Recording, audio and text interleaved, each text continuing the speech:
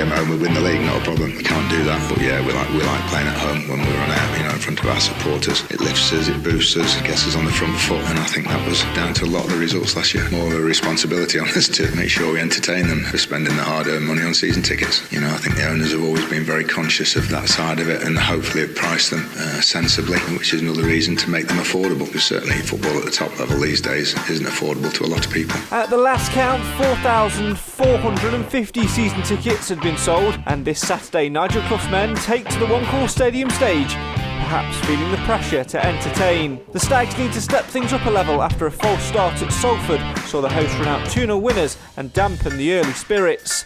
Tonight we'll look back on that defeat and try and figure out what went wrong. We'll also turn our attention to those home comforts with Tranmere Rovers, the visitors, on Saturday. Have we got the personnel to play Clough's 3-5-2? Should we be worried about the strength in depth? Will the seats be bird doo-doo free? And will we finally get unburnt sausage rolls as we return home? Speaking of returning faces, Oli Hawkins is back from suspension. We'll talk attitude and application as the towering former frontman gets praise from me. Just got to work on things better than to not get yellow carded as much, and it's an experience really playing at the back. I feel like it's a position you need to play over the years and to really study it and master it. Obviously I haven't mastered tackling, so this season I've just got to really make sure my tackles are less yellow cardable. And as ever, we'll have your comments, questions and opinions in the live feed. Why? Because Mansfield matters.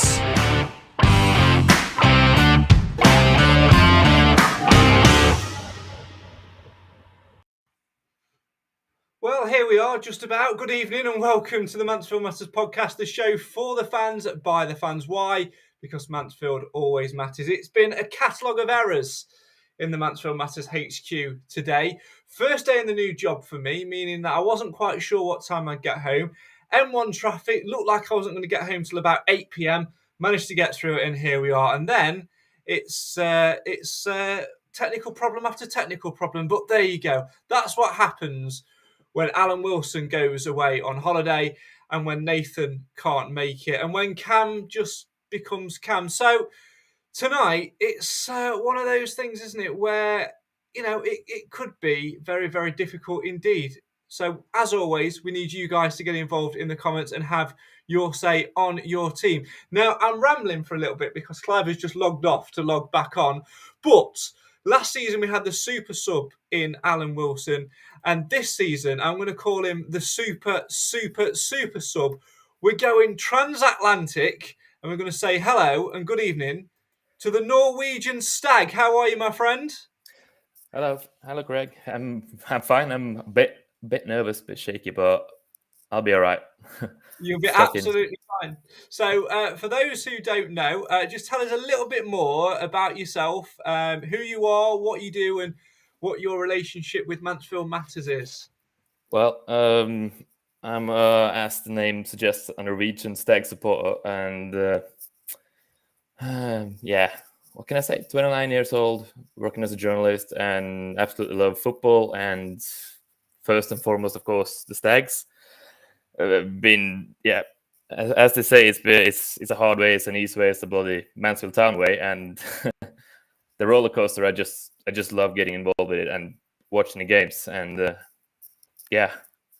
So tell us how your love affair with Mansfield Town really started, because there are so many teams that you could pick from, being an overseas fan. So why on earth did you choose Mansfield Town? Well, as I've said in the blog that on your forum, me and my mate were just looking at the League Two table back in, must have been 2007. I mean, it would be fun to just pick a team and stick by them and watch them throughout whatever happened, and without really having anything other than my instinct, my finger just stopped on Mansfield. I don't really know what that reason did, but here I am 15 years later, still following him with all the social medias and follow and such. Fantastic. Well, 15 years as a Stags fan from overseas is one hell of an achievement. We'll try and get you involved as much as we can tonight. Those watching on the live stream, please just bear in mind that he is the Norwegian stag for a reason. He is in Norway, so you've got to bear that in mind when it comes to the old connectivity issues and things like that. But we'll try and get him involved as much as we can. And if you want to find out a little bit more about our Norwegian stag guest, he also has a regular blog this season on our website, mtfcmatters.co.uk. So go and check that out. Let's go back to UK soil. He's managed to log on his iPad. Good evening, Clive. No, can't hear you. He's there you go. He's on me. We have to sort his microphone issue out. I can't hear him. Couldn't hear a word he was saying. As always, get involved in the chat and have your say on your team. I think this is going to be a very, very long night indeed. Let's read some of these comments. Rogers kicked us off tonight saying, "Evening. I'd like to see Hewitt back in at right back personally." Stian Richard in the comments says, praised your haircut. He says, "Nice haircuts." Compliments to the barber. Proper Norway haircut. We also have Jamie who says Hawkins will be back up front. Hawkins will never be back up front. Hopefully we can get a new striker coming through the door soon. And Mark says evening as well. Yeah, please keep your comments coming in and have your say on your team. Well, let's start by talking about Salford, Stian, and of course, a defeat on the opening day of the season. After the pre-season we'd had, were you a little bit disappointed by the result on Saturday afternoon?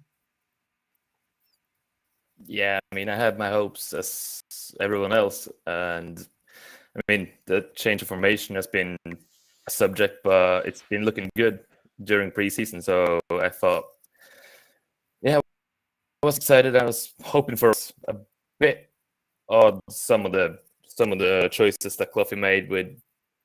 I mean, he was talking about players might get involved in that central back line, such as Oli Clark and Jordan Bowery. But when I saw Macca being dragged in there, I had some doubts. And then, of course, everything went sour pretty quickly. Yeah, it did. I think that's a very, very frustrating thing, to be honest, because, you look at the way we were in terms of structure at the back. Like you said, it felt very, very square pegs in round holes. And I can't quite get my head around why Nigel Clough started with a back three when he even admitted himself post-match he didn't have the personnel to do it. Yeah, both she and Hawkins missing. And yeah, I was at least expecting Bowery to be the third option in central defence. Even though he hasn't had that much experience in it as well. But yeah, looking back, it might have been better just using the regular formation. Yeah, absolutely. Let's see if we can get Clive involved. Third time lucky. Evening, Clive. I can hear you. Doing that on purpose. Oh dear. How are you? You okay? Yes, I'm perplexed by the internet at the moment. I've no idea why I've gone from being superhero to zero. It's happening all over the place. I think it's happening at my place as well. And we, today it's not a great day for the tech. I think it's since I stopped shaving. That's it. I mean, looking at Stian's beard and his general haircut there. I mean, is that something that Clive's now going to aim for? I think I've got a long way to go. You've already had plenty of compliments for it though in the comments, Stian, tonight. Well, that's lovely to hear. Having a Norwegian look at it. I get a lot. Absolutely. But I'm going to keep mine short and no beard though. I don't suit a beard, especially a ginger one.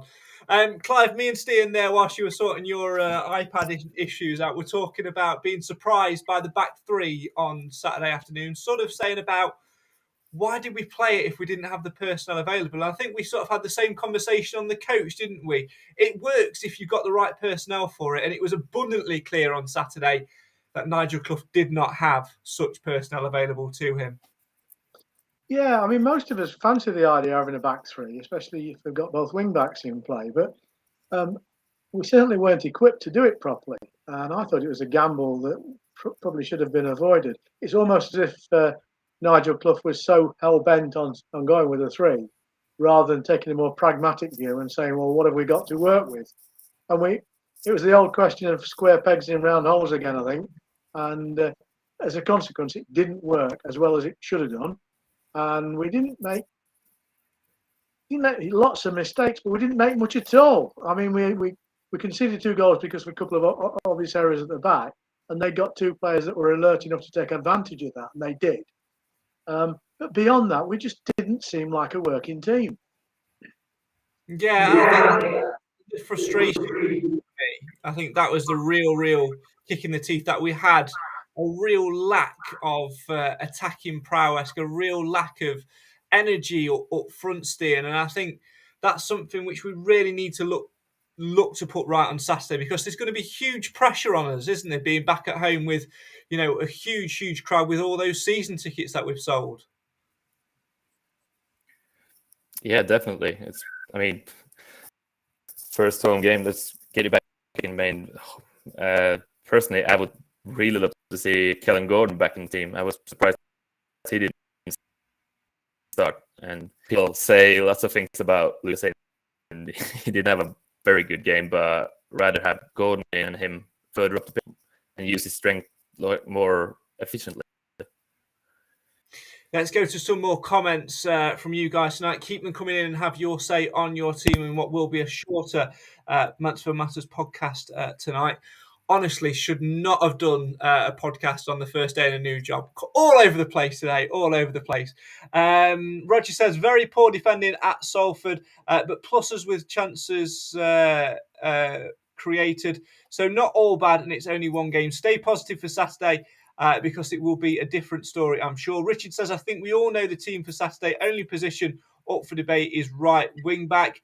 The atmosphere on Saturday, says Roger, will be off the scale. And Richard's also gone as far as to pick his team for Saturday, saying Pym, O'Toole, Harbottle, Hawkins, Gordon or Hewitt, Quinn, Maris, Boateng, McLaughlin, Bowery and Oates. Yeah, it's certainly something which we'll look at. And I think what concerns me a little bit, Clive, is the fact that Nigel Clough has sort of reiterated the point again that we're not going to be ready for at least another month. And that's a concern for me, because you look at what happened last year with sort of the slow start and everything, it sort of costs us. I don't want this one to come back and bite us. For me, this season, we needed to have a very solid start, and I'm hoping that we can go unbeaten in August to sort of, balance out the Salford game a little bit. I guess it depends what Nigel Clough means by ready. Does he mean perfect? Because then I accept we're going to take a while to get there. If he means ready enough to beat teams in our league, then that should start on Saturday. Certainly, we cannot afford the morale sap of losing 2 consecutive games. And we went most of last season pretty much invincible at the One Call Stadium. We really need to hit the ground running this year, I believe. But it's only 1 game in, and even if we did lose on Saturday, we're only 2 out of 46. A long way to go. And as we saw last year, a run of form completely turns the table on its head. So it's too early to worry about it. It's too early to panic, and it's certainly too early to start pulling players apart. Staying with you on social media have started to do.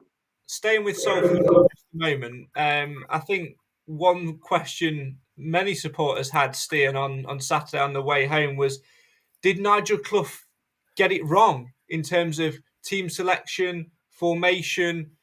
He didn't have much personnel available to him, but did he perhaps get it wrong?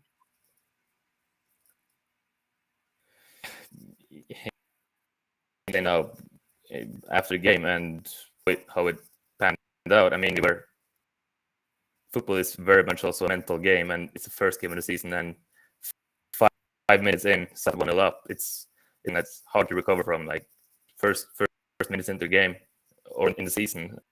But as I said, I'd like to, with the players he had available, I'd like to see him play the formation that got us easily the most points gathered since October in the league, and also Macca playing back on the left back and out with Quinn. That Macca-Quinn link up that got cut because of the team selection. So Yeah, I mean, and I think when he means it's going to take a while for the team to get ready, it's also some new things and a new system to get in place. So, of course, things take a while, but still being with players to take 3 points against Tranmere, no doubt. Yeah, I think we do. I think we just need that little bit of energy. What about you, Clive? Did Nigel Clough get it wrong a little bit for you? I think for me, it's a difficult one because of the personnel he had available, but I felt a little tweak. All right, he wants to play this back three, and I've been a big advocate of it during the pre-season about us playing three. But like I've emphasised a number of times, only when you've got the personnel available. I felt for Salford, knowing what he knew, with Oli Hawkins suspended, Perch out injured, Elliot Hewitt not yet fit. He didn't start Callum Gordon. I felt he should have gone with a back four rather than a three, and I think he's got to take some responsibility for that at Salford. I think with the benefit of hindsight, you're right. And I'm sure that if he had the chance to pick his team again and the format again, he may well do things differently. I'm not qualified to say whether he's got it wrong or not. All I know is it didn't work. But apart from the format and the team shape, with the exception of the keeper, not one of our outfield players had a commendable game. They all looked off the pace. Some of that's down to poor interplay and poor service. I accept that. But what it needed was someone to take the team and shake it on the field. There was no leader. There was nobody, charging around and slapping players to get them going because they seemed lethargic. Yeah, I agree. In terms of having a leader, having someone there to take control and really get the team going. And I felt we definitely lacked that a little bit. It almost felt, Clive, like we used it as another pre-season friendly, almost like we'd not clicked into game mode yet. Well, I think there's some truth in that because whilst it's 3 points lost if you treat it as a friendly, we did start this season earlier than we would normally do. We finished last season later than we would normally do. It's put us in a difficult position. I don't think the quality of opposition in our pre-season friendlies helped a great deal either. I don't think we tested ourselves rigorously enough. And that's not the club's fault. That's probably more to do with the exception of the lower ranking clubs. It's down to the teams that come to play against us. But we started off this season with less energy than I expected us to have, and we can't afford that because it's no good saying, well, we haven't got a big enough squad. We've had enough players there. It's a question of which ones have been retained and which ones have retained fitness. More importantly, it does worry me that players at this level do seem to get unfit very quickly, get injured very quickly, and take a long time to recover. Yeah, I definitely want to know about what side played against Sheffield Wednesday's under-23s today. That would have been a real interesting one to find out who did get minutes in that one and actually how far away we are from people. We're going to talk transfers in a little while and got a bit of injury news as well, which Nigel Clough mentioned after the game. I'm just going to go back to some more comments. Roy says Clough talks in riddles. Last week he and the players were ready for it. Now we're 6 games away. Needs to make his mind up. Adam says, and this is a great point, Stian, this. It's great having an attacking defence so long as they are a defence. He's hit the nail on the head, hasn't he? Yeah, exactly, because that's the thing with the free that I would like really be excited that Gordon and Macca to defensive role, but as you see in this as well, we were cut apart in the goals that Salford scored, and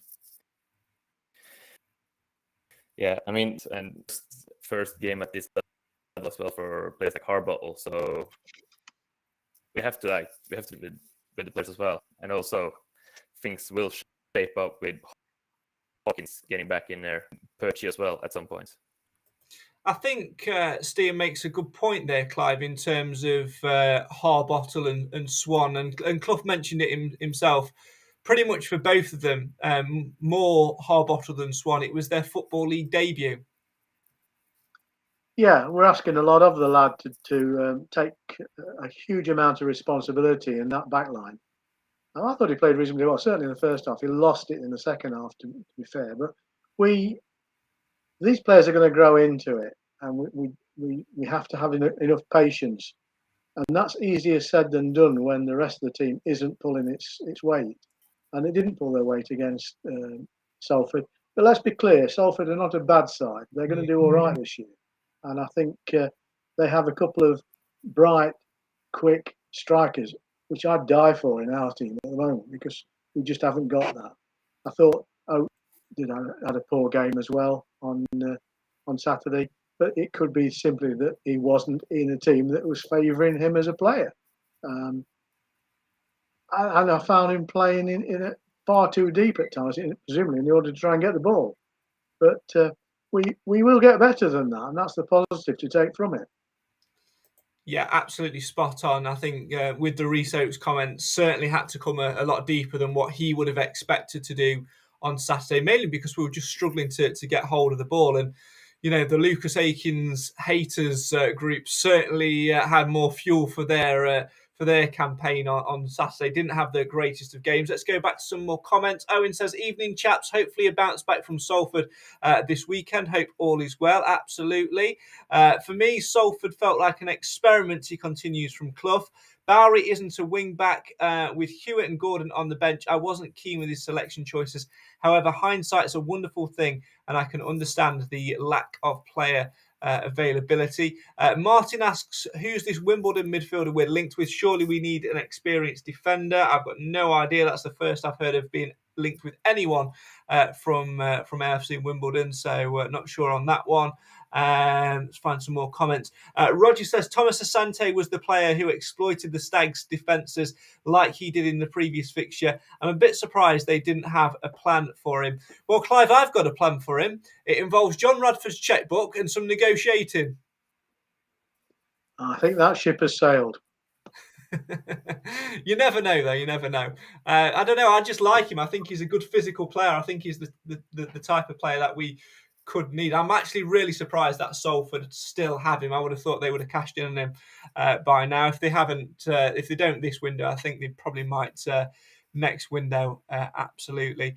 Let's talk about player availability then and transfers, Stian. A few people talking there about being linked with a midfielder from AFC Wimbledon. Like I say, it's the first I've heard of any of that. A lot of talk naturally over the weekend was about Danny Johnson. Scored a hat-trick on his debut for Walsall. Firstly, what do you make of the whole Johnson saga?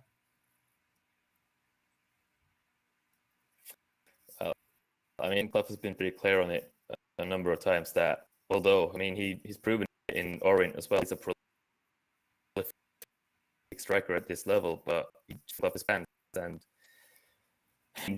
yeah, it showed again with Walsall now with a hat trick that he can bang in goals at this level. But yeah, I mean, Clough is at the field at the training ground every day, and he's the one making out fitting to that 11. And if Danny isn't part of that plan, then that's it. And at least he's just on a loan, and I think he's 1 year left of the contract. Mansfield, if he does continue playing like this, at least his value might go up, and have a good point of selling him for January and getting a good replacement. Yeah. If he doesn't change his mind about him actually in the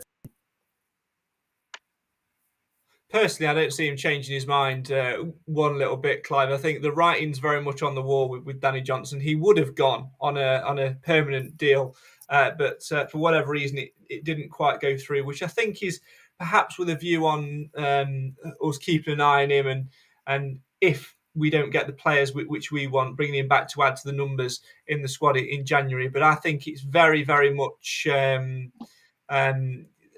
a dead deal, and that's why I sort of said on social media, I've taken a little bit of flack for it. I don't mind it, because I think a lot of people, probably 90% of people, are very frustrated that Johnson's gone, because he's a proven goal scorer at Leyton Orient, and obviously he scored a hat-trick, which didn't help when we played so poorly up front against Salford. But we've got to let it go. We can't change it. It was a dead deal. And, if he had have played for us on Saturday, I don't think he'd have made much of an impact, because it's clear that he wasn't settled at Mansfield and isn't settled at Mansfield. And for whatever reason, that was stopping his game. He doesn't fit into how we play, and he wasn't doing the business for us. As frustrating as it is to see him banging goals in for another club in our division, we've got to let it go, haven't we? Yeah, I mean, the lad didn't get much of a chance, to be fair to him. But from what I understand, his attitude became quite sour, and the club is never going to say that. But that is what appears to be coming out of the club, in that he wasn't a good team member. He was late for training. He didn't mix with the other players. Blah blah blah. How much of that is true, I don't know. But the reality is, I think Steer's got it spot on. If he can score a few goals for Walsall, then his value increases, and he's still our player. I don't see him ever coming back to play for us. But if he has a good half season, then we have an asset worth more than what it was at the start of the season. Yeah, it's certainly one of those where his value will shoot up if he does score goals, and it means that we can play devil's advocate a little bit, maybe put the fee up a bit more, and try and entice, Walsall to put a bid in for him. It's a dangerous game to play, Stian, but I think like a few people are saying in the comments, he's no longer our player, and we have to move on, and we just wish him all the best luck. It's one of those moments and instances, isn't it, where you've just got to sort of bite your tongue and watch it unfold. Yeah. Yeah, exactly. And we have to look elsewhere to get another striker in. I mean, yeah, that's it. Sailed. And it's just going to benefit us that he's going to bang goals for Walsall. So and hopefully that will get us a deal in January, and then we could go a club front. Yeah, keep your comments coming in. Let's read some more. Roy says, Craig, he never got a chance. No wonder he was fed up. He didn't get a chance, but he was training every day, and that's where you earn your name. That's where you get the neon sign growing around you saying "pick me." So there is that as well. Roger says, for whatever reason, it worked out. It never worked out for DJ at the Stags. Adam says DJ came across as arrogant, not a Clough or his dad ethos. Richard says the whole Johnson saga doesn't interest me, as he's no longer our player at the moment. Very bizarre how DJ performs for other clubs than the Stags. It is what it is, says Roger. And Richard adds, a Walsall fan said he runs like he's towing a caravan. I think Clough struggled with his lack of work rate. I think that's probably hitting the nail on the head. The other bit of news coming out of Saturday's game, Clive, was Jason Law out for around 3 months with a bit of innocuous injury. Very, very disappointed for the lad. Yeah, it just seems to me that yet again is on the fringe of getting into the team as a regular, and something's getting in the way. It's almost like he's destined never to make it at Mansfield. Very frustrating for him, and I think what it also does, Clive, is opens a spot up and means that Nigel Clough has perhaps got to look at bringing somebody in, because like we saw in pre-season, Law was not only cover in that midfield area or playing behind the front two, but he can also operate at left wing back, and Clough won't want to go for 3 months with a slot unfilled. So I would expect to see somebody coming through the door, wouldn't you? Well, on that subject, Craig, this player, ex-Wimbledon player, is a free agent. His name's Anthony Hartigan. He's a defensive midfield player. So there could be some truth in that he's been lined up in case that's the decision the club takes. Yeah, it would certainly make sense in terms of adding another body to the ranks. I know the whole Ryan Stirk saga could be an option again, but Birmingham wanted a bigger fee. Don't quite think he's the right fit for us, to be honest. Roger says that's awful luck for young Jason. I think he's a decent League Two player. Yeah, absolutely.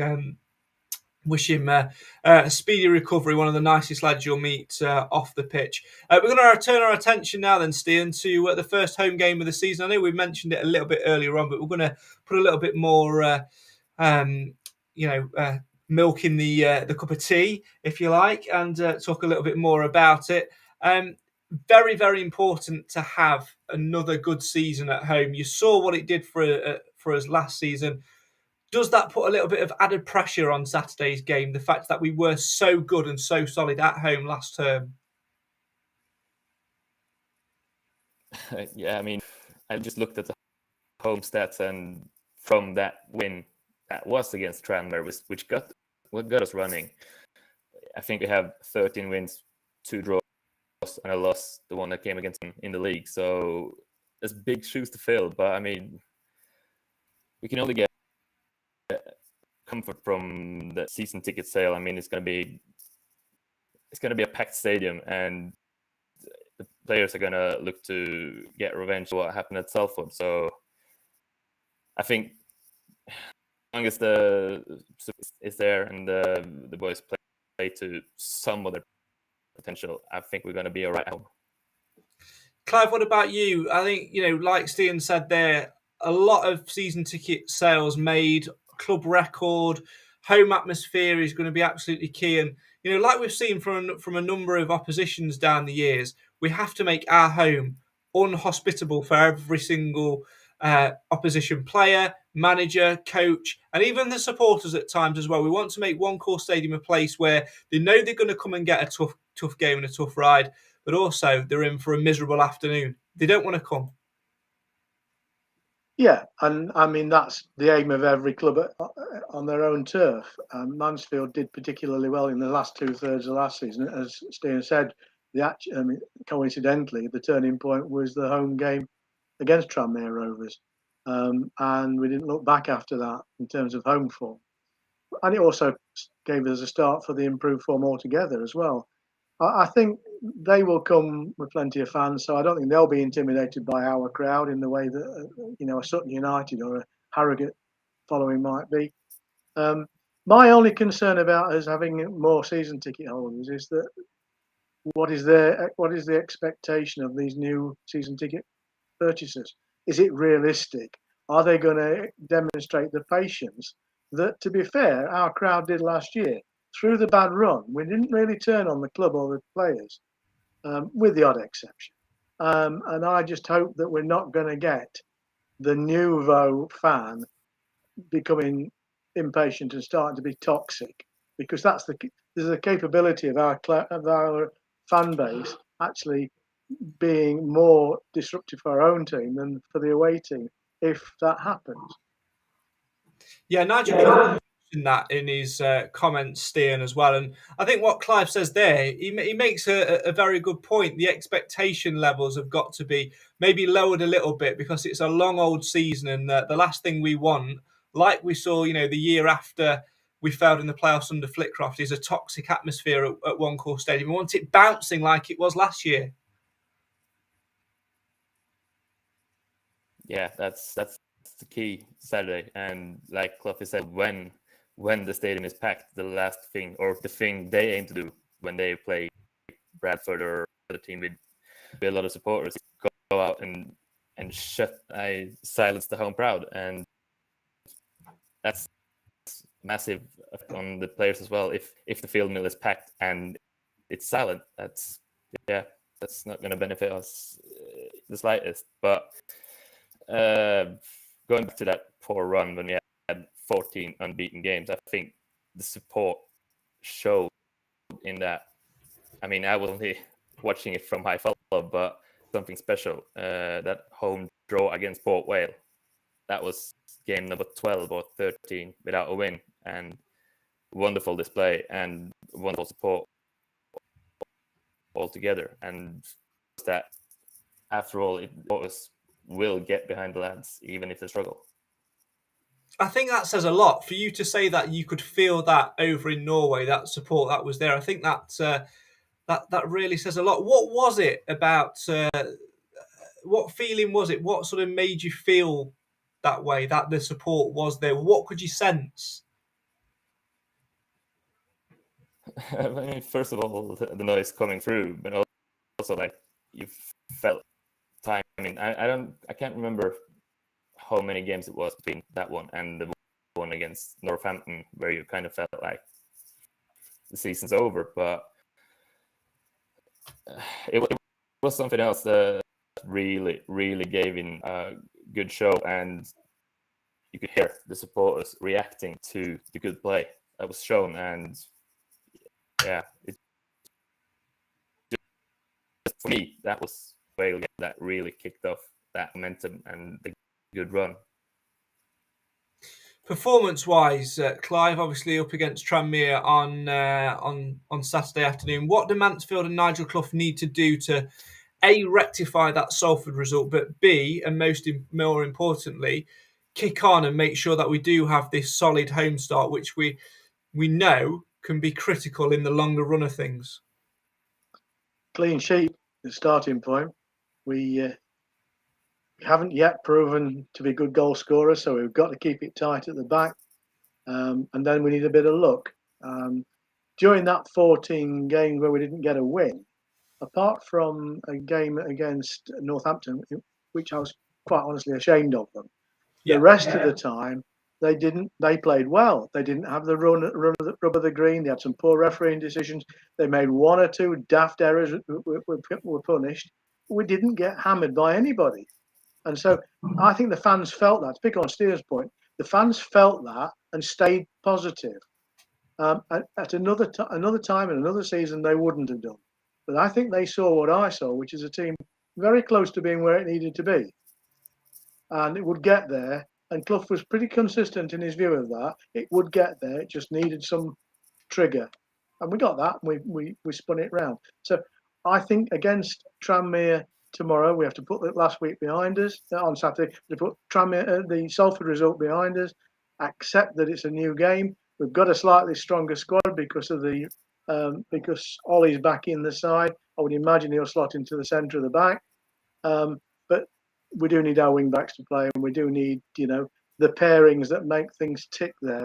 With McLaughlin and Quinn are a pair that work better together. The sum of their parts is great. The total is greater than the sum of their parts. And I think those little areas of compatibility were missing on Saturday. I'm glad you mentioned Oli Hawkins there, because I'd nearly forgotten to mention him in tonight's show. And I think he's worthy of a mention tonight, Stian, because obviously what happened at Wembley gets himself sent off. He had a few dodgy games sort of last year in terms of silly yellow cards and silly little incidences. Newport away springs to mind when he got involved in that, and then subsequently ended up getting John Joe O'Toole sent off, which sort of rocked the boat a little bit and things like that. And, for some, he was painted as a bit of a pantomime villain, but he's come out in his press this week and been really, really positive. And one thing he has done, seeing, is admitted that, he knows he needs to improve. He knows he needs to cut the silly yellow cards out of his game. And that honesty, for me, is what can really, really be built upon in terms of getting that solid back three, back four, however you want to play it. That honesty is exactly what we need in a side.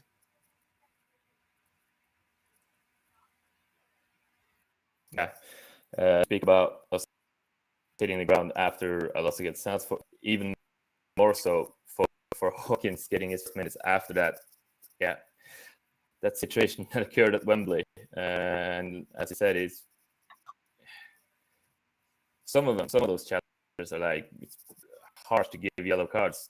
Also, the first yellow at Wembley, but yeah, that's what he needs to work on. He at times can look a bit clumsy, and he'll always get in a early challenge and always the early yellow card. But I think, yeah, as he said himself, it was tough days after Wembley, and he's worked on him. And that, I don't know how many games he's played central before entering Mansfield last season.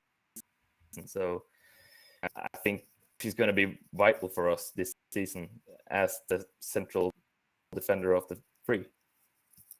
Yeah, another good point as well there made by Stian, Clive, in terms of Hawkins playing there. We knew he was capable of playing there because he played a couple of games, I believe, for Ipswich in that position and teams like that in his previous career, but only sort of filling in one or two games. he filled in 1 or 2 games last season, then 1 or 2 became 3 or 4, and then before you know it, he's now actually classed as a defender on the club's main website and in Nigel Clough's assessment of the squad. And one thing which really stood out to me, Clive, in his comments, Hawkins' comments that is, was saying that, you know, he can sit in there and he can maybe get through 90 minutes or whatever as cover, but to play there on a regular basis, it's a new skill and new discipline to learn, and that's something he's keen to do. Yeah, I think he's now accepted he's in our squad as a defender, and I think on occasions he won't be, but by and large he'll be a defender, which is, if you like, a reversal of what we expected when he first came. The player's got talent, and I personally don't mind him getting yellow cards during the season. He's had plenty of disciplinary problems throughout his career. I really don't mind defenders getting yellow cards. They're there to be aggressive, and occasionally they're going to overstep the mark. But the stupidity of the man when he got booked for things on the halfway line, when you let it go, you take it for the team further back, and certainly the discipline down at Rodney Parade was awful. So I think the lad's got a little bit of a thought rationality problem, but as a player, he's great in the air. He's great in the defence when the ball's coming to him. If he's got a weakness, he's as slow as an old bus. So he doesn't make a good striker, in my opinion. And when the ball gets behind him as a defender, he can be a liability. And that's why the strength of the players to each side of him have to be really good. Get that right, and it's a really good defensive partnership.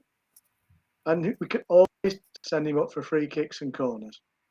Yeah, I do agree with that. Like people have said in the comments, Hawkins, great going up for corners, says Adam, but he's not a defender too slow. His pace was the comment from his teammates on social media, teammates posts. And I would agree with that if we were playing a back four, but Clough has very much said, when he's been talking about this back three, that Hawkins is the centrepiece of that. And I think that, like Clive said, with 2 players either side of him that can complement and cover for that pace, he shouldn't get exposed. Exactly like Richard says, I wouldn't be surprised if Hawkins was man of the match on Saturday. In a back three, he shouldn't get exposed with a lack of pace. We've just got to get those players around him right. Well, that's almost all we've got time for. Before we do end the show tonight, obviously, we're going to continue with podcast predictions this season. It's changed ever so slightly. We're now predicting the outcome, the scoreline, and the golden goal. There are various points up for grabs for it. Full details on our website. The link is in the description. Clive, you're up first this week. I need a outcome, a scoreline, and the time of the opening goal, please. The score is a reversal of Saturday, so a 2-0 win. And we'll score. The first goal will emerge in the 24th minute. And excellent. It will be, you want the scorers? No, we don't need scorers now. All right, fair enough. But if you want to have a random guess, you can, but you don't earn any points for it. Hawkins and Oates. There you go. If Hawkins and Oates do score, you don't earn any points, but we'll call you Mystic Clive. Stian, you're the guest on the show tonight. We're obviously going to get you involved with this as well. So we'd like your prediction. So the outcome, the scoreline, and the time of the first goal, please. I'm going to say a 1-0 win. And I'm going to guess goal to come in the 40th minute. And I was, as a spice to it, going to say his goal from Hawkins. There we go. Again, no points if you manage to guess that correctly, but all good for the predictions. I'll go with... Sorry, Clive, you were saying something. I had you on mute because you echo through me at the minute. So what were we saying there? I was saying the attendance will be 7,499. Yeah, you don't get any points for that either. My prediction, I think we're going to steal it 2-1. It'll be a tight game, and the opening goal will come in I'm going to go second half. 52nd minute for me. If you want to play along with podcast predictions, the link that you need is in the description.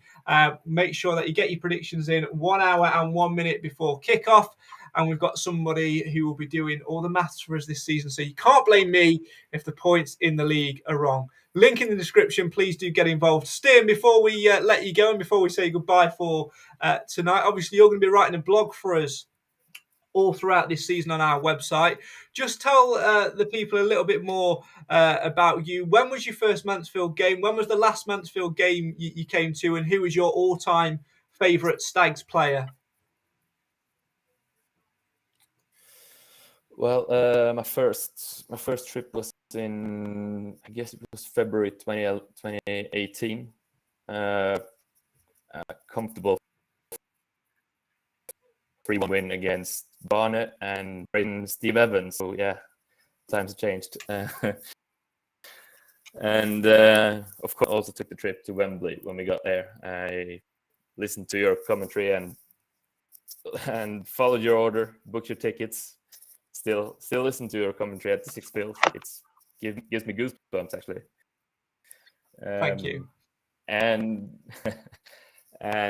the all-time favorite player, I have to say Stephen Quinn. I absolutely adore that man. It's a ginger thing. It must be a ginger thing. Stian, thanks so much for coming on tonight. I really appreciate your time.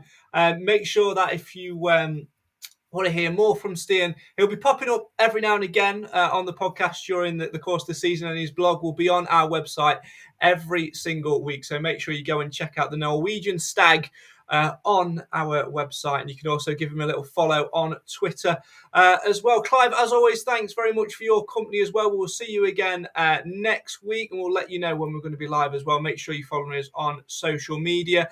2 big games coming up this week, of course. Tranmere at home in the league, then Derby at home in the Cup. Lots and lots to talk about as the season continues. And if you fancy following the footsteps of the Norwegian Stag and being a guest on the Mansfield Matters podcast, all you've got to do is drop us a DM on social media, and we'll do our best to get you involved. And who knows, if Nathan and Cam stop bothering to turn up, you might even become a permanent fixture. Until next time.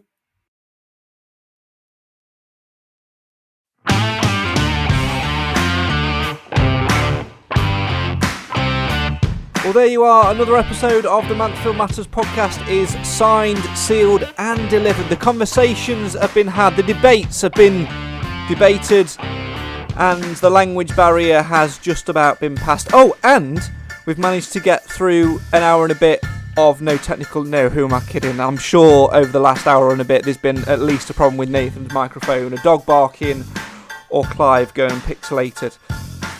It wouldn't be the Mansfield Matters podcast if it went cleanly, would it? As always, thanks for your company tonight, getting involved in the comments. If you listen to the audio version of this, make sure you come and join us. Follow us on social media, and we'll let you know on there when we're next going to be live. Make sure you get involved with the brand new podcast predictions as well. The link that you need is in the description. Get yourself to One Call Stadium on Saturday afternoon. Mansfield Town against Tranmere Rovers, the first home game of the new campaign. Let's start this campaign at home like we did with the last campaign. Winning, getting off to a good start, making it a great atmosphere, and making One Call Stadium a really difficult place for teams to play, and a type of place where supporters don't want to come either. We've been to plenty of those over the years. I'm sure you know what I mean. Come on, you Stags. Let's hope we can get the first 3 points on the board for this season then on Saturday afternoon, and continue our quest towards something good this season. I've been Craig Priest. My thanks as always to the Mansfield Matters panel and to you guys for listening at home. This is the show for the fans, by the fans. Why? Because Mansfield always matters. Good night.